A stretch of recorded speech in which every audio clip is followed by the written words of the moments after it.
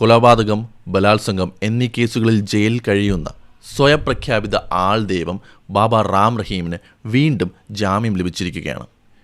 16ാമത്തെ തവണയാണ് അയാൾക്ക് ജാമ്യം ലഭിക്കുന്നത്. ഇത്തവണ ലഭിച്ചിരിക്കുന്നത് 30 ദിവസത്തെ ജാമ്യമാണ്. ഇതൊരു ചോദ്യം ഉയർത്തുന്നുണ്ട്.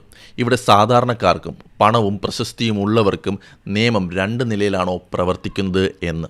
2017 അകത്ത് പോയതിനു ശേഷം ഈ 10 വർഷത്തിനിടയ്ക്ക് 16ാമത്തെ തവണയാണ് ഇയാൾക്ക് ജാമ്യം ലഭിക്കുന്നു എന്ന കാര്യം വളരെ ഞെട്ടിപ്പിക്കുന്ന ഒന്ന് തന്നെയാണ്. അതും ബലാത്സംഗം, കൊലപാതകം പോലെയുള്ള അതിക്രൂരമായ കുറ്റങ്ങൾക്ക് ശിക്ഷ അനുഭവിക്കുന്ന ഒരാൾക്ക്. എന്തുകൊണ്ടാണ് ഇയാൾക്ക് ഇങ്ങനെ ജാമ്യം ലഭിക്കുന്നത്? നമുക്കൊന്ന് പിന്നിലേക്ക് തിരിഞ്ഞു നോക്കാം. ആരാണ് ഗുർമീത് റാം റഹീം സിംഗ്? എന്തിനാണ് അയാൾ ശിക്ഷിക്കപ്പെട്ടത്? സിർസയിലെ ദേരാ സച്ച സോദ എന്ന ആശ്രമത്തിൻ്റെ തലവനായിരുന്ന ഇയാൾ തൻ്റെ സ്വന്തം ആശ്രമത്തിലെ 2 വനിതാ അനുയായികളെ ക്രൂരമായി ബലാത്സംഗം ചെയ്തതിനാണ് ആദ്യം ശിക്ഷിക്കപ്പെട്ടത്. തുടർന്ന് ഈ വിവരങ്ങൾ പുറത്തു കൊണ്ടുവന്ന മാധ്യമപ്രവർത്തകൻ രാംചന്ദ്ര ഛത്രപതിയെ കൊലപ്പെടുത്തിയ കേസിലും ആശ്രമത്തിലെ മുൻ മാനേജർ രഞ്ജിത് സിംഗിനെ കൊലപ്പെടുത്തിയ കേസിലും ഇയാൾ കുറ്റക്കാരനാണെന്ന് CBI പ്രത്യേക കോടതി കണ്ടെത്തി. ഇത്രയും ഹീനവും ക്രൂരവുമായ കുറ്റകൃത്യങ്ങൾ ചെയ്ത സമൂഹത്തിന് തന്നെ ഭീഷണിയായ ഒരു വ്യക്തിക്കാണ് ഇപ്പോൾ കൂടെ പരോൾ ലഭിച്ചുകൊണ്ടിരിക്കുന്നത്. ഇത്തവണ അയാൾ ജയിലിൽ നിന്ന് പുറത്തിറങ്ങിയത് ഒരു സാധാരണ തടവുകാരനെ പോലെയല്ല, മറിച്ച് ഒരു VIP നേതാവിനെ പോലെയാണ്. റോഹ്താക് ജയിലിൽ നിന്ന് ദേരയിലേക്ക് അയാൾ യാത്ര ചെയ്തത് 9 ആഡംബര കാറുകളുടെ വാഹനവ്യൂഹത്തിൻ്റെ അകമ്പടിയോടെയാണ്. ഒരു വെള്ള ലാൻഡ് ക്രൂയിസറിൽ ഇരുന്നാണ് അയാൾ യാത്ര ചെയ്തത്. പോരാത്തതിന് സംസ്ഥാന പോലീസിൻ്റെ കനത്ത സുരക്ഷയും അകമ്പടിയും ഉണ്ടായിരുന്നു.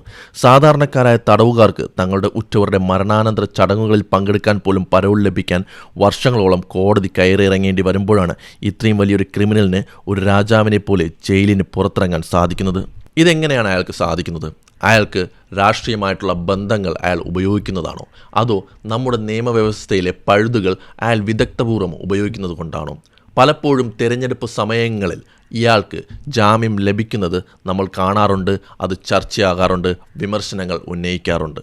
കാരണം ഇയാളുടെ വലിയ വോട്ട് ബാങ്ക് അവിടുത്തെ സർക്കാരുകൾക്ക് ആവശ്യമായതുകൊണ്ട് അവർ ഒരു മൃദു സമീപനം എടുക്കുന്നത് തന്നെയാണ്.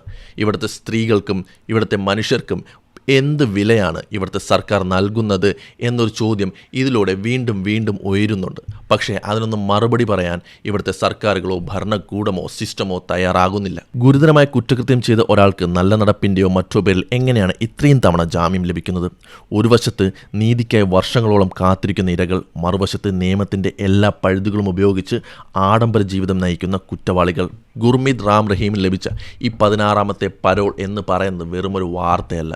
നമ്മുടെ നീതിന്യായ വ്യവസ്ഥയുടെയും ഭരണകൂടത്തിൻ്റെയും ഇരട്ടത്താപ്പുകൾക്ക് നേരെയുള്ളൊരു ചോദ്യചിഹ്നമാണ്. എന്തായാലും വരും ദിവസങ്ങളിൽ ഇത് വലിയ ചർച്ചയായി മാറും എന്ന് തന്നെ നമുക്ക് പ്രതീക്ഷിക്കാം. ചർച്ചകൾക്കപ്പുറം ഒന്നും സംഭവിക്കില്ല എന്ന് നമുക്ക് തന്നെ അറിയാം.